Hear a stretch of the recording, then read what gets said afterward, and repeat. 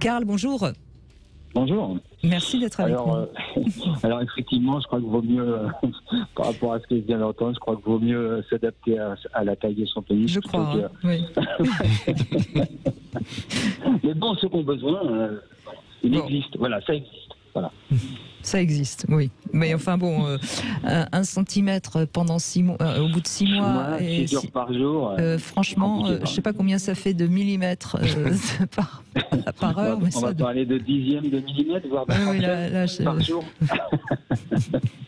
Alors racontez-nous, vous. Moi, concernant la taille du pénis, je crois comme tous les hommes, un petit peu au départ, surtout quand on est jeune, qu'on essaye de s'identifier, on a toujours l'impression qu'on est trop court, pas assez grand, pas assez gros. Et je crois que le temps aussi aide le temps, les partenaires, et puis la partenaire des fois aussi, quand on n'en a pas plusieurs, aide aussi à dépasser tout ça, quoi. Voilà, je vois dans mon cas, c'est marrant parce que ça me vient comme ça quelque chose d'important, me semble-t-il, Karl. On voit que chez l'homme, le complexe va se situer pratiquement toujours au niveau du pénis, et chez les femmes, parce que les jeunes femmes, elles ont le complexe de leur corps en général. Il y a quelque chose comme ça d'assez évident. Hein. Toutes les jeunes femmes, elles se trouvent pas assez jolies, pas assez désirables, pas assez. Et les hommes, c'est le pénis pas assez. C'est fou quand même comment ça focalise sur le pénis chez l'homme. Très probablement, on se pose la question. Il y a des études en cas qui vont très loin dans l'histoire de Sapiens. C'est qu'à l'époque, là, on est tous habillés, mais à l'époque, on était tous dans la promiscuité, dans la grotte. Peut-être que cette histoire de taille qui était visible, voilà, c'était un critère. C'est qu'un homme qui était plutôt fécond, donc la taille peut être assimilée à la virilité, à la fécondité, donc on va plutôt chercher des hommes qui sont féconds, donc qui peuvent protéger. Et de l'autre côté, chez la femme, il pourrait avoir cette espèce de capacité par la taille. Les fesses et les seins. Et d'ailleurs, il semblerait que l'origine de la circoncision, je parle donc de l'origine bien avant les religions, c'était aussi de donner l'impression que le pénis était plus important, parce que ça faisait descendre le gland. Enfin, je ne sais pas si c'est... D'accord. Il peut avoir ça, il peut avoir aussi une question pratique d'hygiène, parce que c'est après... Mais après, mais tout à l'origine de l'origine, il paraît que c'était ça. Enfin, c'est ce que disent certains anthropologues. Moi, j'y étais pas. Tant mieux. Et c'est vrai ce que dit un peu le docteur concernant les grottes, tout ça, parce que moi, je vois dans mon cas, avant de comprendre que c'était pas la taille qui servait spécialement. Après, ça dépend des partenaires, mais quand vous êtes bien avec votre partenaire et depuis longtemps, c'est pas ça qui compte. C'est vrai que là où j'étais le plus gêné, le plus complexé, c'était dans les douches, au sport, avec les copains, quoi. Plutôt qu'avec une femme. Avec une femme qu'on rencontre, une femme d'un soir ou une femme de plusieurs soirs. Donc c'est bien la compétition entre hommes. Oui, il y a un truc, il y a une compétition, puis il y a un truc aussi, moi je suis pas des années Internet, mais malgré tout, on avait quand même, quand on était plus jeune, dans les années 70-80, on avait des revues, on avait des films Super 8 qui tournaient un peu comme ça, et là aussi, on se comparait un peu à ce qu'on voyait à la télé, enfin pas à la télé, dans les films porno, quoi. Et il y en a, ils se trouvaient bien, et puis il y en a d'autres comme moi qui se trouvaient bêtes. Là aussi, bien sûr. On est encore dans la compétition, quoi. Voilà. C'est intéressant après, avec le temps, ça passe.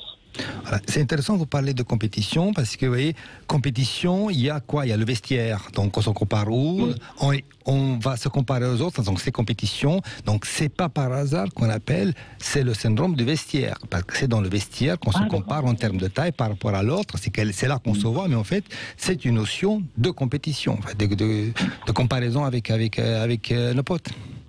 Exactement, tout à fait, complètement. Donc, il faut savoir que dans le vestiaire, on est tous sur repos. On peut l'avoir petite au repos, et puis d'une taille tout à fait respectable et normale en érection. Bien sûr. Mais ça, on l'apprend avec le temps, quoi. Oui, alors que ce serait tellement simple de l'apprendre, enfin, de le dire aux jeunes garçons.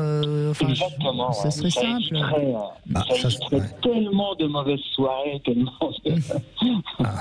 Ça serait très simple d'être rappelé que les sexologues participent à l'éducation, aller dans des cours d'éducation à l'éducation nationale pour faire de l'éducation, pas uniquement sur la prévention de sida, de maladies infectieuses sexuellement transmissibles et la contraception, que peut-être est aussi une dimension de sexualité, de bien-être, de soi, de confiance en soi. Et ça pourrait être très utile parce que sinon, on va où? On va sur Internet et donc forcément, on n'est pas forcément dans la vraie vie. Exactement, tout à fait. Et je crois que vous avez eu un peu plus de complexes ensuite, suite à une maladie, c'est ça? Oui, parce que voilà, moi avec le temps, les complexes ont disparu. Je me souviens d'une petite anecdote. Dans les années 80, il y avait un docteur, un sexologue qui passait à la télé, qui s'appelait le docteur Ruth. Je ne sais pas si vous vous en souvenez, Brigitte. C'était une femme, c'est ça? C'était une femme, exactement. Oui, voilà, bien sûr. Docteur, pardon. Et je me souviens qu'un jour où elle traitait la taille du sexe, elle avait dit, elle s'adressait aux hommes, et elle disait, mais regardez-vous dans une glace en érection, et vous allez voir que ce n'est pas forcément, vous ne l'avez pas forcément de petite taille. Parce que c'est vrai qu'on le voit toujours d'en haut, mais quand on le regarde de face, et moi à l'époque, ça m'avait fait beaucoup de bien. Mais voilà. C'était une sexologue américaine, hein, d'ailleurs, le docteur Ruth, formidable, oui, absolument. Ouais, j'aimais bien ces émissions. Et donc moi après, j'ai réussi à passer tout ça, enfin un peu comme tout le monde, je pense qu'il y a une période, et puis si ça se passe bien dans sa vie sexuelle, après ça attend à s'en aller. Et après, malheureusement, il y a 3-4 ans, j'ai fait un cancer de la prostate. Donc, en plus, pas de chance, un cancer, le cancer le plus élevé, quoi, de la prostate. Et donc, j'ai eu l'ablation de la prostate, j'ai eu traitement aux hormones, j'ai eu radiothérapie et tout. Et là, en plus des problèmes d'incontinence, des problèmes d'érection, est apparu avec la radiothérapie, et puis le fait qu'il n'y a pas une rééducation tout de suite. C'est-à-dire quand on n'a pas d'érection, pas tous les jours, le docteur pourra plus mieux nous le dire, mais on a les muqueuses qui fébrilisent ou qui fébrilent, je me rappelle plus, j'ai oublié le mot, et en fait le sexe s'atrophie un peu, il réduit. Voilà. Tout à Alors fait. on va revenir justement sur ça, et Vincent Hupertan va vous répondre. Karl, on fait une petite pause et on se retrouve tout de suite sur Sud Radio. Vincent Hupertan est avec nous, vous êtes urologue et sexologue, et c'est important aussi qu'on parle de l'après-opération de la prostate avec vous, Karl, parce que ça concerne malheureusement beaucoup d'hommes, hein, et que c'est vrai que on dit pas grand-chose sur la sexualité des hommes et sur l'impact que ça a sur le pénis. Donc je crois que Vincent Hupertan, vous vouliez déjà répondre à Karl. Vous avez mis en évidence un vrai problème par rapport au traitement. Aujourd'hui, on a les moyens, on a les outils de diagnostiquer l'IRM, le chirurgie au robot, la radiothérapie hormonaux. On sait comment guérir un cancer de la prostate. Le problème, c'est que quel que soit le traitement, il y a quand même un prix payé, il y a quand même des effets secondaires.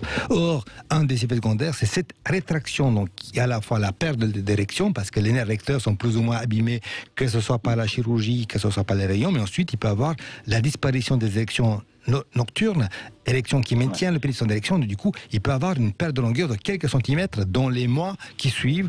Et donc, il est très important de recommencer très rapidement en post-opératoire une rééducation du tissu, on appelle une rééducation vasculaire.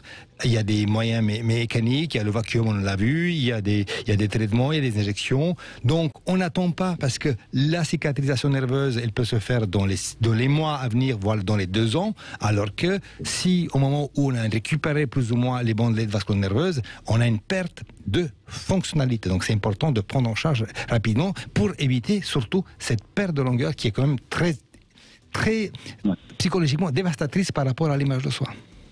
Oui, tout à fait, parce que déjà, en plus, il y a le problème de l'érection, quoi, parce que bon, ça revient pas là tout de suite, quoi. Et puis, en plus, se rajoute ces problèmes de rétractation. En plus, suivant les personnes, des problèmes de fuite, d'incontinence aussi, faut le dire aussi. Suivant l'opération, tout ça, c'est vrai que au niveau mental, c'est quand même pas évident. C'est pas évident du tout. Et je suis entièrement d'accord avec vous, docteur. Moi, on m'a laissé 8 mois avant de me dire avant qu'on me dise ah ben maintenant on va s'occuper des érections. Et ben en fait je m'aperçois à vous écouter, et puis je me suis renseigné depuis aussi, et que c'était beaucoup trop long. C'est dommage, oui. Mais oui, on peut pas laisser, voilà, je le dis, moi, voilà, s'il y a des hommes qui nous écoutent là aujourd'hui, qui sont dans ce problème-là, il faut, comme le disait à l'instant le docteur, il faut se rééduquer le plus tôt possible. Parce que voilà, moi 8 mois après, voilà, j'ai perdu des centimètres et ils reviendront jamais, quoi. Après, c'est vrai aussi qu'aujourd'hui, on a du recul, on a des études. Donc aujourd'hui, ce que j'avance aujourd'hui, on n'avait pas tout à fait les mêmes notions il y a quelques années. Aujourd'hui, on a aussi le robot, la prostatectomie avec aide à l'aide du robot qui permet de bien préserver les bandes vasculaires nerveuses. Donc du coup, tous les effets secondaires connus de type incontinence, il y en a beaucoup moins, voire quasiment disparu. Les troubles érectiles, c'est beaucoup moins. La perte, quand même, c'est quand même mieux. Donc il y a quand même des progrès qui ont été faits. Néanmoins, quel que soit le type de traitement, il faut une prise en charge d'un point de vue andrologique précoce en post-opératoire. Ouais. C'est dommage, moi c'est il y a 2 ans, il y a 3 ans maintenant, hein. C'est dommage. Oui, donc c'est relativement récent. Mais relativement récent, ouais. Et surtout que l'hôpital il s'est muni d'un appareil, comme dit un robot, quelques mois après. Bon, il fallait le faire en urgence, de toute façon c'était grave, parce que bon, le sexe c'est bon, mais la vie, oui, bien sûr, c'est important aussi. Et puis visiblement, à vous écouter, vous en avez fait quelque chose de cette épreuve, donc c'est ça qui compte aussi. Ouais, c'est pas... Bon voilà, ça reste des choses qui sont marquées, hein. Mais, c'est vrai que bon, après ça dépend peut-être des caractères des gens, moi j'en parle assez facilement. Mais c'est pas toujours facile dans son intimité, c'est pas toujours ça. Je crois que c'est plus facile d'en parler comme ça avec ses amis au téléphone pour expliquer ce qui se passe que des fois dans un couple et tout ça, quoi. Parce qu'on a on sait ce qu'on était avant et puis ce qu'on n'est plus aujourd'hui, quoi. Donc c'est compliqué. Oui, mais enfin, c'est intéressant ce que vous venez de dire. Vous m'avez dit on sait ce qu'on était avant et ce qu'on n'est plus aujourd'hui. Non, vous êtes aujourd'hui, oui, bien sûr. Mais différent, mais en même temps peut-être plus apte à apprécier chaque instant de la vie aussi. Vous voyez, je crois qu'il faut... Oui, il y a d'autres choses qui se mettent en place, bien sûr. Et c'est toujours la même histoire. On va tout au long de sa vie avoir des blessures, des traumatismes, des problèmes à résoudre. Il faut essayer d'en faire quelque chose de beau, et je pense que, à vous écouter, je pense quand même que vous y arrivez bien, Karl. Oui, ça va. C'est simplement, il y a des fois... J'aimerais bien retrouver comment je m'amusais avant, comment on s'amusait avant. Et bon, voilà, ça a changé. Mais après, je suis entièrement d'accord avec vous, Brigitte. Il y a tellement d'autres choses à faire, à découvrir. Bon, voilà. Évidemment, mais ça ne remplace pas la sexualité. Il faut, vous voyez, mais après ça, on peut quand même réinventer, voilà, il y a toujours le moyen, voilà. Aujourd'hui, on est capable, on est dans un pays où on a les moyens de soigner, de traiter, on a les moyens de rendre quelqu'un l'érection. Donc, c'est l'érection, ce n'est qu'un moyen, ce n'est pas la finalité, c'est que le moyen. Donc, du coup, on sait comment faire pour redonner la confiance, l'image d'érection, mais ça fait qu'il faut apprendre, il faut réinventer dans un couple le fonctionnement et la sexualité à deux. Et puis voilà, on trouve autre chose. Oui, et puis je crois, Karl, qu'il faut bien comprendre aussi que de toute façon, tous, hommes et femmes, on va avoir tout au long de sa vie une sexualité qui va évoluer. Alors évidemment, quand il nous arrive ce qui vous est arrivé, il y a une évolution qui est un petit peu brutale, mais de toute façon, la sexualité d'un homme de 70 ans n'est absolument pas comparable avec la sexualité d'un homme de 30 ans. Et si on veut pas accepter ça, on n'avancera pas dans une sexualité meilleure pour les couples de tout âge. Ouais, c'est vrai. Tout à fait d'accord avec vous, Brigitte. Mais en tout cas, merci beaucoup, Karl, d'avoir abordé ce sujet. Brigitte. Merci à vous. Merci au docteur aussi. Et puis, merci à vous. Une bonne continuation à vous.